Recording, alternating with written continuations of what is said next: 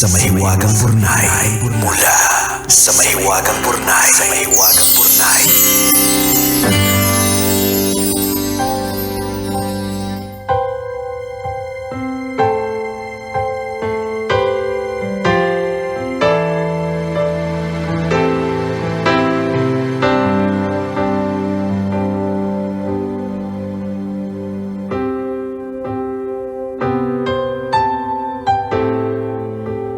Dear kumikinang na tambalang Nicole Ayala at Diego Bandido. Itago nyo na lang po ako sa pangalang Irene, 28 years old, at isang kahera sa isang malaking drugstore. Alam nyo po kapag break namin, libangan na naming makinig sa programa ninyo. Ang dami na pong natulungan ng mga payo ninyo. Baka po sakaling tulad ng marami ninyong taga-subaybay, mabigyan nyo din ako ng payo. Ganito po kasi, bago lang po kami ng boyfriend kong si Jeff. Pareho naman po kaming college graduate. Education po ang natapos ko pero sa huli, hindi ko ginusto ang pagtuturo. Architecture naman po ang kinuha ni Jeff at noong mga panahon na yon, naghahanda siya para sa board exam.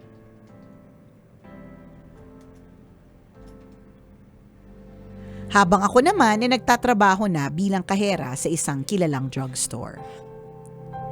Kahit simple lang po ang napasukan kong trabaho, hindi ko kailanman naramdaman na minaliit ako ni Jeff. Magkaiba man ang direksyon ng career namin, hindi ko yun kailanman nakita bilang problema.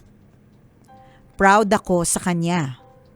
Masaya akong makita siyang nagsisikap para sa pangarap niya at lagi kong iniisip na balang araw, mapagtutulungan naming maabot ang mga pangarap namin sa sarili-sarili naming paraan. Isang beses pumunta ako sa kanila gaya ng nakagawian. Bago pa ako makakatok, narinig ko ang nanay niya na ka-video call ang tita niya sa States. Narinig ko na sinabi ng nanay niya na hindi naman daw ako bagay sa anak niya. Paano ba naman daw kasi, kahera lang ako samantalang yung anak niya, arkitekto. Lugi naman daw sila. Baka daw pagdating ng panahon, wala akong maiambag sa pamilya at maging pabigat pa. Umuwi akong luhaan. Iba pala ang pakiramdam kapag narinig mong minaliit ng pamilya ng taong mahal mo ang trabaho mo. Masakit dahil sa mata nila hindi sapat ang lahat ng pagod at dignidad na ibinubuhos ko sa trabaho ko. Blinak ko si Jeff at kahit nag-effort siya to the max na kausapin ako, tuluyan ko na siyang iniwasan. Gusto ko maramdaman ng nanay niya na hindi ako pwedeng maliitin ng ganun-ganun lang. Ang huli kong balita, hindi siya pumasa sa board exam. Nalungkot ako para sa kanya dahil alam kong pinaghirapan niya yun pero aaminin ko, pakiramdam ko, nakabawi ako kahit papaano. Tambalang kumikinang kung sa inyo po nangyari ang nangyari sa akin, ano pong gagawin po ninyo? Sasabihin niyo ba sa karelasyon niyo yung narinig niyo? O tatahimik na lang din kayo at hahayaang ipakilala ng panahon na hindi sukatan ng pagkatao ang propesyon. Salamat po sa pagbasa ng sulat ko. Ang inyong kumikinang na tagapakinig, Irene.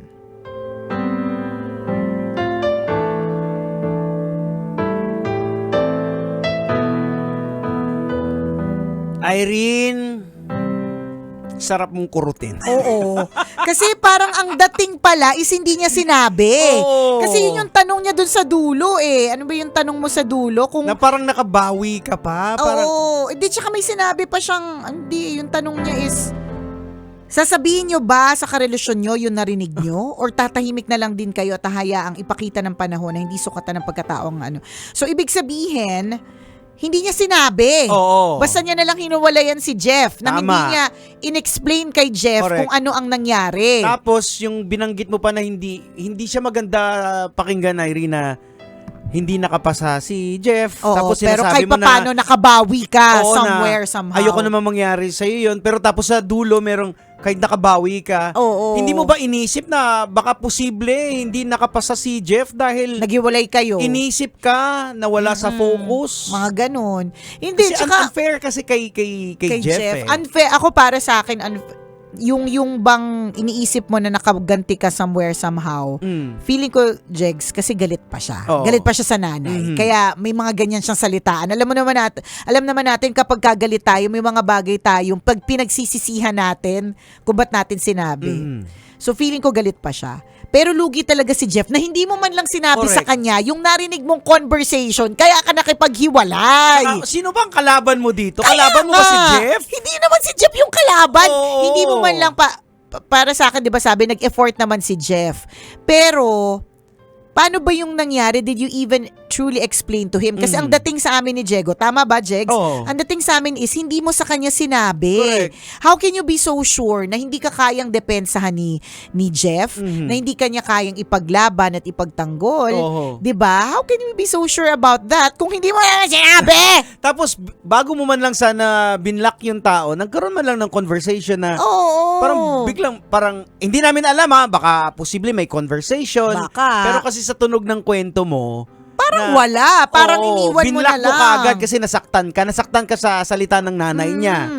Yun Eh, yun. yung Jeff naman, baka wala namang kaalam-alam. Correct. Kaya nga, nag-effort din yung kuya, nakausapin ka, pero ikaw, wala talaga, sarado ka na. Pero don't get us wrong, ha? Oo. Valid yung nararamdaman mo. Totoo naman yan Kahit eh. sino na makaramdam na parang minaliit, in whatever form, minaliit yung gawa mo, minaliit yung trabaho mo, minaliit yung kakayahan mo, minaliit yung itsura mo, ma-hurt naman kasi talaga. Walang doon. Walang No justification. questions, correct. Hindi talaga dapat, Oo. nagkataon lang kasi narinig mo.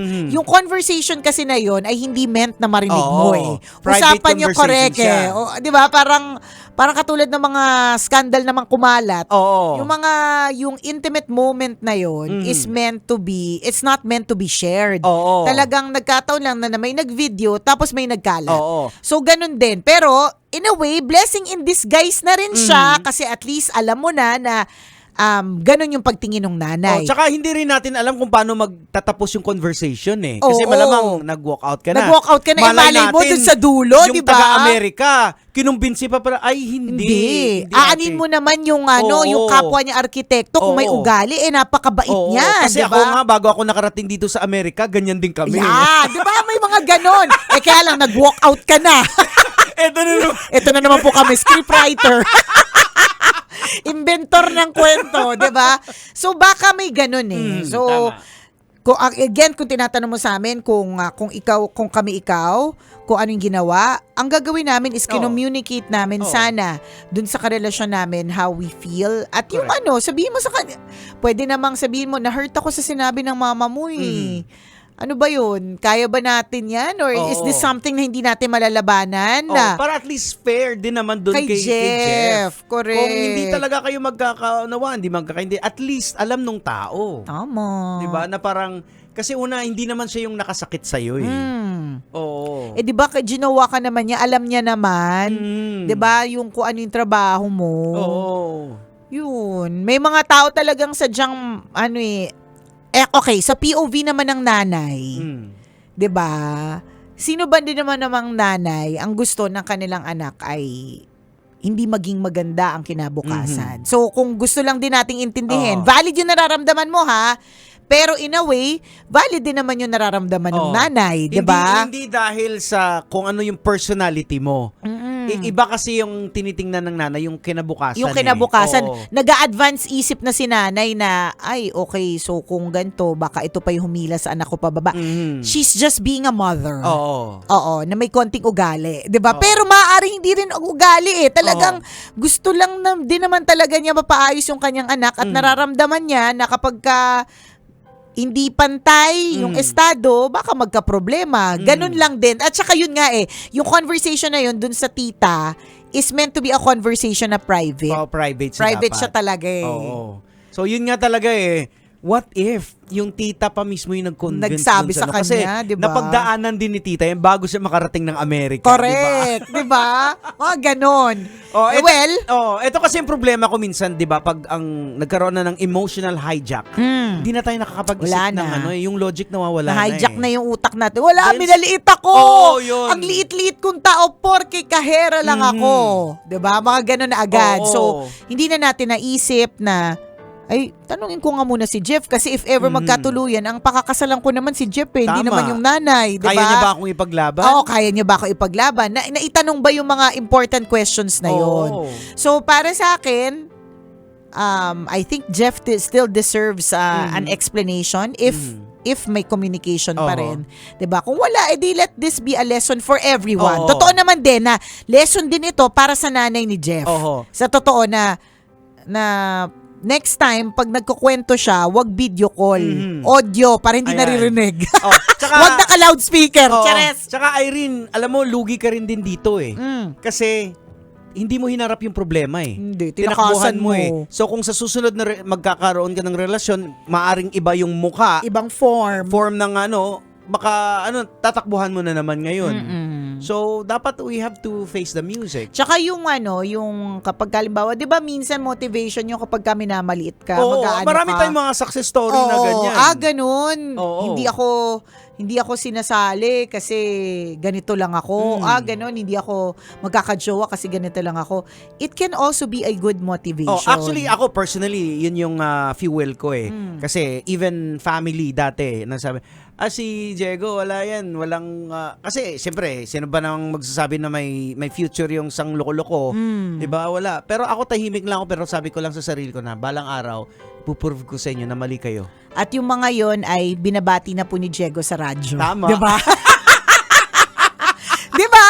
Oo. So, let this also be a motivation. Let's say hindi na yung love life. Wag nang isang tabi na natin si Jeff kung talagang sadyang tapos na yung love story nyo, the chapter of your love sarado life has na. ended, 'di ba? Tapos na, next chapter na. Let this also be a motivation na hindi natin minamaliit ang pagiging isang kahera kasi dream job 'yan ng mga bata, 'di ba? Totoo, pinag-resign nga ako ng anak ko eh. Oh, para maging kahera, 'di ba? Sabi niya, Daddy, mag-resign ka na kaya sa radyo nung maliit pa siya. Ano na lang, diyan ka na lang sa Pure Gold. Oo, di ba? Mag-cassette kasi maraming pera. Oo. Hindi, tsaka kakaaliw talaga din sila kung paano nila ginagawa yung ginagawa Oo. nila. It's always for me very amazing. Oo. And saludo talaga ako sa mga kahera. Oh, Lalong-lalo shout out sa na. mga cashiers, Correct. Lalong-lalo na, pansinin nyo ha, wala na pong upuan ng mga kahera. Pansinin Totoo. po ninyo, kung hindi nyo lang po napapansin, wala na po silang upuan. Oo, So, nakatayo na lang. nakatayo na lang sila, compute, paano Oo. hindi sila nalilito, di Tapos ba? may heels pa, di ba? May heels pa yung iba kung required, di ba? Oo. So, hindi po, it's a decent job at hindi po siya dapat minamaliit. Oho. Pero kung ito yung dahilan kung bakit ka na-feel mo na minaliit ka, then wala namang magpipigil sa'yo para i-level up. Oo, actually yung mga kahera, kung titingnan mo kung how their brain works, natitrain din kasi sila. Very intentional paano sila. mag-manage na hindi ka masyashort. True. So kung ang napangasawa ni Jeff ay ikaw, Oh. so magaling ka Mag-manage ng finances. ninyo. Ramdam ko lahat ng pera ninyo nakasalansan. Tama. 1,500, 150, 20. Pati yung mga coins. Correct, di ba? Lahat yun. Oo. May sarili-sariling lagayan. Oo, natitrain din kasi hindi lang yung nakikita natin yung actual na ginagawa, kundi yung brain natin. Alam mo, totoo ka dyan sa Natitrain. sinabi mong yan. Kasi nakakabilib nga kapag halimbawa, ang bill 516. Tapos meron na lang po kayong piso. Minsan pag ganun, pag Oo. iniisip ko, hala, hindi pa ito nalilito. Kung Oo. bigyan mo na lang po ako ng 520, bigyan kita ng Oo. piso. Mga ganun. I mean, Oo. kapag pag hindi nag-work yung brain mo, pwede kang ma-short dyan eh. Ayan, totoo. Kasi kung minsan malamang hindi rin na o-observe ng mga kahera, pero nadadala nila yan sa buhay nila eh. Yes. Decision making eh. Oh, Kasi tingnan yung mo. pattern ng utak kung paano mag-isip. At saka feeling ko yung mga kahera, iwas Alzheimer's yan pagdating ng araw. Kasi gana ng gana yung Oo. utak. O tingnan mo, Tama. yung pinakawalan mo, Oo. yung kaherang malupit, Ayan. di ba? Napunta na tayo tuloy kay Oo, Jeff. correct. Shout out sa mga lahat po ng mga kahera. Shout out. Kami po ay saludo po sa inyo. Oo. O siya, salamat sa iyo for sharing your story at naway this will be a lesson for you and for all. Oh, para sa lahat. True lalo. Ayan. Siyempre, ito pa rin po ang Tambalang Kumikinang. Ako po si Diego Bandido. At ako po si Nicole Yala. Kailangan pa bang i-memorize yan? Basic! Metro's #1 Love Radio. Basic!